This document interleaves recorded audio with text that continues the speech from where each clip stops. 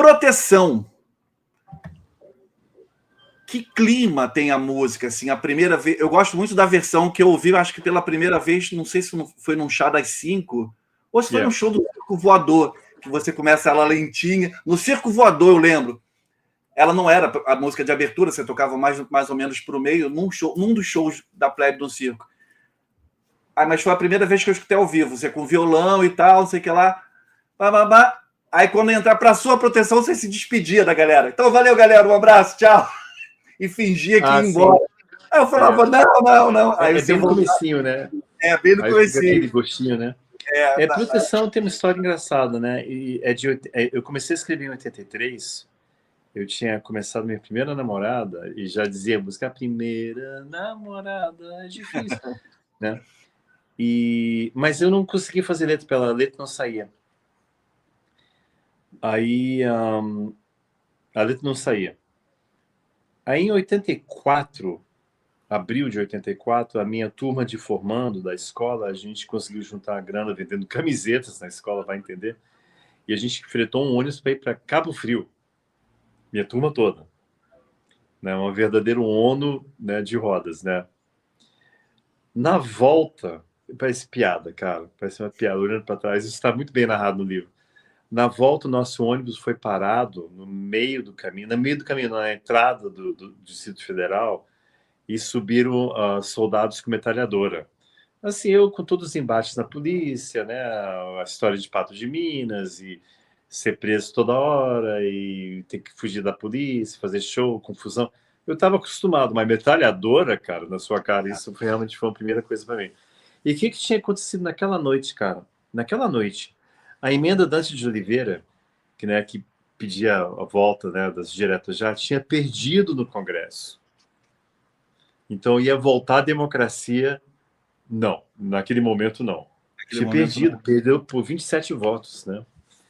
E aí Brasília foi sitiada, censura geral, na televisão ninguém pôde falar nada. Né? Engraçado, né? Olhando para trás, assim, meio bobão isso, mas como não? Mas o Jô Soares apareceu no programa dele, tinha uma charge de 1 minuto. No Jornal da Globo, ele apareceu segurando o relógio, assim, um cronômetro durante 1 minuto, sem poder falar nada. No Jornal Nacional, o Brasil inteiro, sabe, um anseio de ver o resultado, né, da votação. Aí o Cid Moreira, né, com aquele sorriso dele, que é sempre conivente com essas coisas, ele apresentou faz piada, cara, um documentário de 15 minutos no Jornal Nacional, 15 minutos sobre o aniversário de 15 anos da invasão russa no Afeganistão. Aí acabou isso, boa noite. Então coube a mim escrever a respeito, né, para avisar o pessoal o que estava acontecendo, né? O que está acontecendo? Naquela noite eu escrevi Proteção. Eu já tinha música, a letra saiu, escreveu sozinha. Só que engraçado, ao mostrá-la para a banda, olha só que engraçado. Tem alguns camarins, eu não vou citar nomes da galera não, mas da galera sim, que a gente é muito bem-vindo, você tem um astral legal, sabe? Você vai para... Quando eu esbarro no pessoal do biquíni, pô, o Bruno é meu irmão, amo ele de paixão. Quando esbarro no pessoal do Barão, Paralamas, é um astral muito legal, né? Algumas outras bandas nem tanto, né? Então eu encontrei com o Barão anteontem, e o Fernando é meu irmão, né? Fernando é o maior guitarrista brasileiro, Fernando Magalhães, sorry, hands down, né? E eu falei para ele, cara, aí eu juntei a banda, né? Tá falando com o Maurício também. Você sabia que eu quase não mostrei Proteção para a banda? Porque tinha uma música na rádio. Lembra? A banda Plebe tava 1 ano e meio de gravar algum disco. Então a gente era banda underground, relação sem muita esperança de conseguir gravar. Então aquelas músicas todas talvez seriam condenadas ao anonimato. Mas eu quase não mostrei a música para a banda, porque tinha uma música que falava de proteção na rádio. Qual? Só um pouquinho de proteção. O maior abandono. Eu quase... Olha que loucura isso, cara. Por isso. Ficou bolado por conta do maior abandonado do Cazuza, do Barão Vermelho. Olha só. O Guilherme me falou um episódio aqui, quando ele teve, parecido com esse seu, assim, que era... Cada fim um sonho, que tem o verso: se ele me devorar, se ele me devorar. Ele falou, cara, logo pouco tempo antes tinha saído aquela música do Barão Vermelho, por que a gente... Mais uma dose!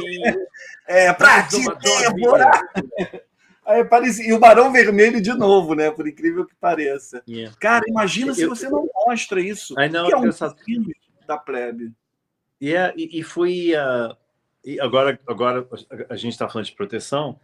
A música era pau dentro o tempo inteiro, né? 4 versos, sim, né? Sim, sim. Só que o Herbert fez uma coisa como se tocasse um piano. Ele falou, vamos colocar no terceiro verso, vamos tirar as guitarras. Aí ele, como tocasse um piano, ele mutava as guitarras, né?